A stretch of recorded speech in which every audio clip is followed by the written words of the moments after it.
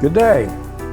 My name is Dan Else, and we are starting what we are going to call a Connecting Culpeper, a series of interviews with the principal players in the local nonprofit community. Today, we're at Culpeper Literacy, and I'm sitting down with Khalil Benhajjam. He's the program director for Culpeper Literacy here in downtown Culpeper. Good day, Khalil. Dan, it is a pleasure to have you here. And you did great with the last name, by the way. Thank you. Yes. So, we're here at Culpeper Literacy, and you are the recently appointed Director of Programs here. Could you tell us a little bit about yourself, your background, how you came to Culpeper, where you're from, and how you wound up in your job? Gladly. Well, I'll start briefly and give you a little bit of information about myself. Khalil Benhajjam. I am 36 years old. I look younger than I am usually, that's what people say. I am from Morocco, North Africa, originally. I born and raised. I spent my entire life in Morocco, studied in Morocco, elementary, middle school, high school. After I finished high school, I ended up at a youth exchange and study cultural program, which was funded through the State Department at the time, and wound up in Orange County, Virginia. Orange County, Virginia. Yeah, that's why everybody say, how did you end up in Orange County? I was through the program. And that was my first experience, basically, with recognizing America and the culture, the language, just learning about it all. That was basically it for me. That was the start for a new chapter. Okay, so that was only a cultural exchange for a short time. You went back to Morocco. How did you wind up back here in Culpeper? Basically, the cultural, they always say there is a culture shock after you're introduced to a new country. When I first came in, I didn't realize that I was actually in the experience until I went back to Morocco. Then I started comparing cultures. And that's when I ended up having the idea of you know what? There's more opportunity and there's more things that I can do, if I probably end up moving back to America. So moving back was definitely the second chapter of my life after being an exchange student. And after I came here, I ended up in Orange County again. And through networking and knowing people, I ended up in Orange and Culpeper County and started working. That was I had a passion for cooking at the time and just joined the restaurant industry and worked my way up. And I now worked over a decade in the restaurant industry. And that gave me firsthand experience about team leadership and engaging customer service, and also just staying calm under pressure in the chaotic rush hours of it all. And it was natural for me and I loved it. It's not for everybody, but that was my passion and I grew up doing it my entire adult life, basically. So I understand you just passed your first anniversary. Yes, we're talking wedding anniversary, right? Anniversary. The home run. Yeah. Yeah, the first home run. And I'm happy. My wife and I have been together actually for over 10 years. We just decided to get married. And, you know, in American culture, marriage costs a lot. So we had to wait a little bit. But I'm proud to actually have such great support in my life and talking about my wife. And she's been with me through the entire thing. And everybody asks, is your wife from Morocco? No, she's American. She's Culpeper native as well. And yes, 1 year is a milestone to a 10-year relationship, if you would call it that. Okay. Well, it sounds like you definitely have some very now deep roots in Culpeper. Absolutely. Okay. Absolutely. So how did you get then into Culpeper Literacy? Culpeper Literacy, that was the start. While I was working in the restaurant industry, basically managing and doing it all, I've heard about the program through my wife. And she worked here as an admin, and it came to her attention they teach in ESL, English as a Second Language. And she was like, hey, this falls right into your alley. You love teaching English. You teach English all day at the job, and you're learning other language at the job. Would you like to volunteer here, teach a class? And that sounded like a great idea. I had a passion for cooking. I also had a passion for teaching. So I came here, gave it a try, and I loved it. I loved engaging with the adults and showing them the way that I've learned English firsthand, giving them the tips and tricks, and just teaching them not just language. That's why I was focusing on teaching them the American culture and integrating the community to give them some autonomy and independence. because we tend to formulate as a community when we come to America as foreigners or immigrants. So it gave them a little bit of tips and tricks how to become fully engaged in the community. So that was my first experience with Culpeper Literacy. Okay, and then eventually you wound up moving into the program director job? Eventually there was a vacancy in the director position, and my wife was leaving, everybody was leaving, and they had transitions in jobs. And so the board members approached me and they were like, hey, is this something you'd be interested in doing? And I was like, you know what, I'm passionate about the mission. I didn't know I was until they actually asked me, because I would not want for this mission to stop. I was volunteering, so I would like for the classes to keep going, because they were important, not just to me, but to everybody else in the community. So I was like, I would gladly take over this task, and required me to leave my job at the restaurant. So it was a choice to make at the time. And it was all new to me from behind the curtains, behind the scenes of doing things, not just teaching. But I gladly accepted the challenge, and I took over it, and I'm happy I did. Okay.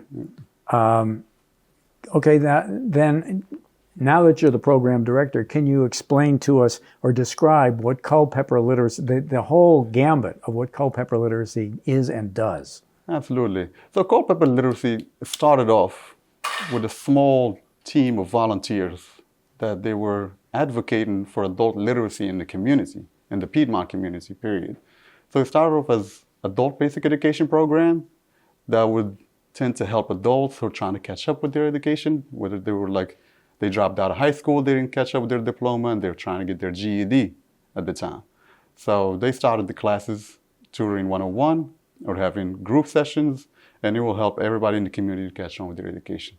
Later on, as the community evolved, they noticed there was more need for English as second language classes. So they started introducing those classes here in Culpeper as well. So it ended up being adult basic education, ESL classes, and then it evolved into teaching citizenship prep test classes as well. There was more need for that. So the Culpeper Literacy has been evolving throughout the years, and it was all based on the community needs. So far, that's what we focus on in the community, and we're happy to have like such support to keep us going doing so and giving such programs. And how long ago did Culpeper Literacy, was it founded? How long has it been? I would say throughout my learning about this organization, Culpeper Literacy started 1987. 1987. Imagine that. Indeed. You're coming up on 40 years here. Right? That's amazing. That's something I am proud of I'm proud to be a part of, honestly, as somebody who is foreign, not just to the county, not just to the country, to the entire culture, and carry the torch for some people that actually build the foundation of this place. So I would imagine that most Culpeper residents, they see, of course, themselves, the Culpeper natives, and they also see the Hispanic community. But I think through your experience, you've probably found that there is a broader cultural background or let's say underground in Culpeper that most folks don't understand. So what sort of ethnic or cultural groups exist within the Culpeper area? That is a great observation, Dan, and I'll tell you, like, throughout my experience in the restaurant industry and working what everybody calls small town, right? I think it's a big small town, in my opinion. I've worked with like different ethnic groups from all around the world. Honestly, I've worked with people from African continent, Middle East, Asia, Europe, and of course, South America. And I think that tells you that this town is not as small as you think. So that's all that your experience within Culpeper? Within Culpeper, and just working in restaurant industry, for example. So I imagine what else is out there. Okay, well, it's like alien life. That's fascinating. So your current programs, can you kind of run through what your current programs are? So basically, we offer adult basic education. That's tutoring 101 or in groups for anybody that is trying to catch up. And say somebody who needs a GED. Somebody who needs a GED, and they need to get a proficiency level where they can read or write or learn basic maths, or basic tutoring to get them just to a level where they can take the test.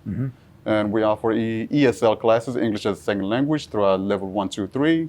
And we offer also citizenship prep tests for green card holders that are ready to take over a new path and become U.S. citizens, which that can require English-speaking language and understanding the verbal part of it all as well.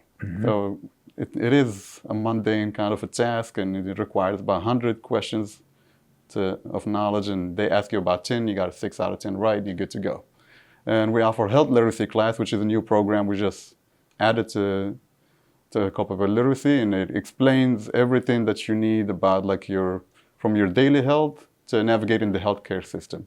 And that's for adults in the Culpeper community, whether you're a Culpeper resident or you're an immigrant. Either way, I think that's something that everybody else needs to learn more about, because I myself still learning about the healthcare system in America. And we also added Spanish class just recently. Spanish class? Spanish class. So you got English as a second language, and now you got Spanish as a second language. Now we got Spanish as a second language. It's an idea we've been flirting with, and like we were like, well, what would the feedback would be like if would it work, would it not work, and let's just try, let's just launch it and see how it goes. And it was an amazing feedback, and we were expecting just a small group of 5 to 6 people, and we ended up with about 22 learners, adult learners that come in here and had the interest in learning the Spanish language. And we had to like limit the space because, of course, as you see, there's all the space we have right now. But that gave us actually a taste for the future. Like, I think there's more needs in the community than we think of. So we just need to keep gauging and listening to what the community needs.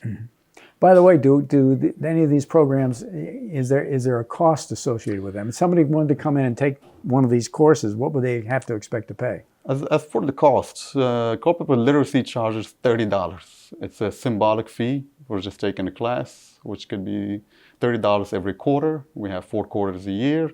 And it's just as an incentive to give everybody as I said, incentive to show up. Right. Like sometimes free can lead to laziness and all that comes with it, like not caring. But that symbolic fee gives everybody it's like a membership.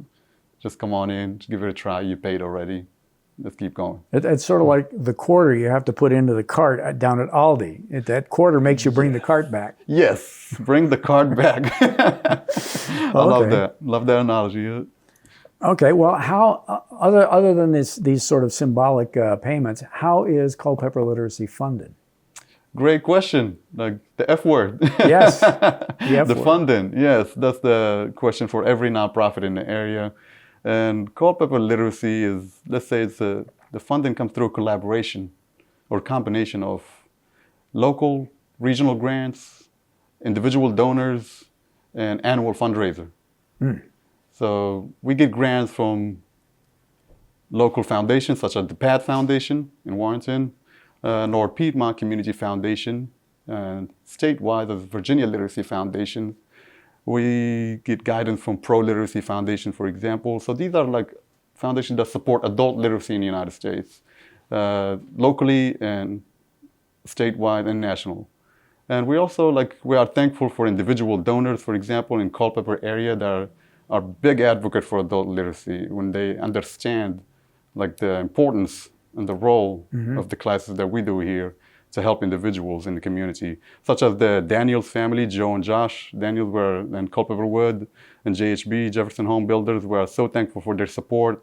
We're trying to collaborate more with local businesses to help bridge the gap for work readiness. So we can actually have individuals from here that they can transfer into working in the community as well. Oh, yes.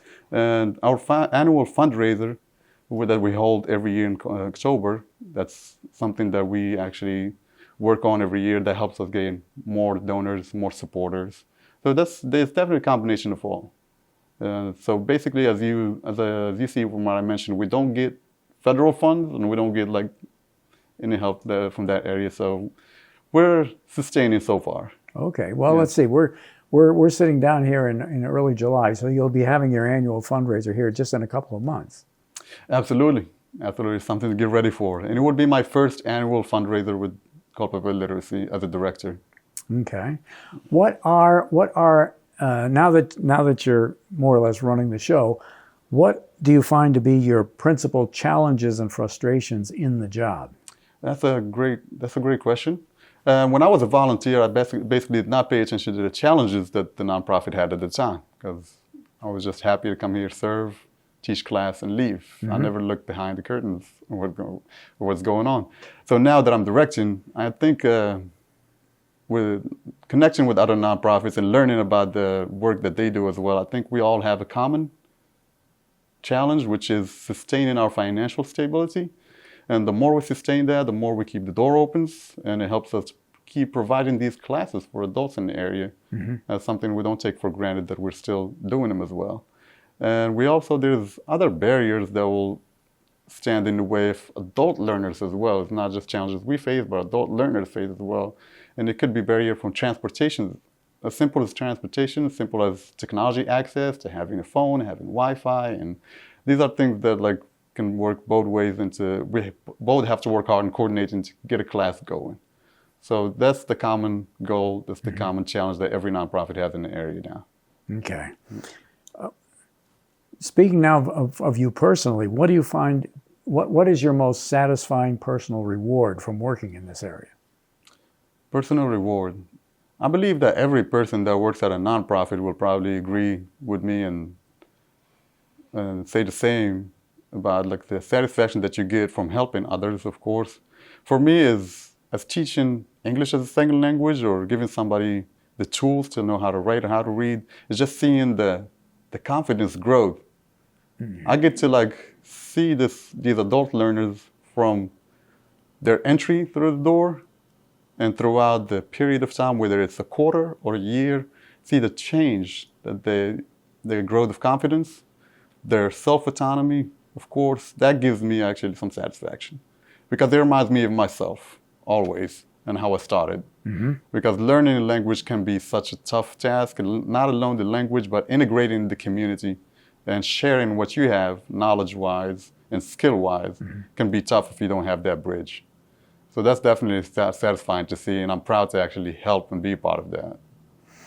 You've already noted that there's a considerable nonprofit community in the area. Are there other similar organizations to Culpeper Literacy that you know of or that you coordinate with? For example, is there a literacy in, say, Orange or in Madison? And there is a Madison Literacy. There is a Fauquier Literacy, and we're trying to collaborate effort, whether it comes to learning about each other's programs, referrals in the areas with whoever's close to the other, for example. We work with local library in Culpeper. The Culpeper Library has been great, but Brian McCormick is the director. He's a new director as well. We're working with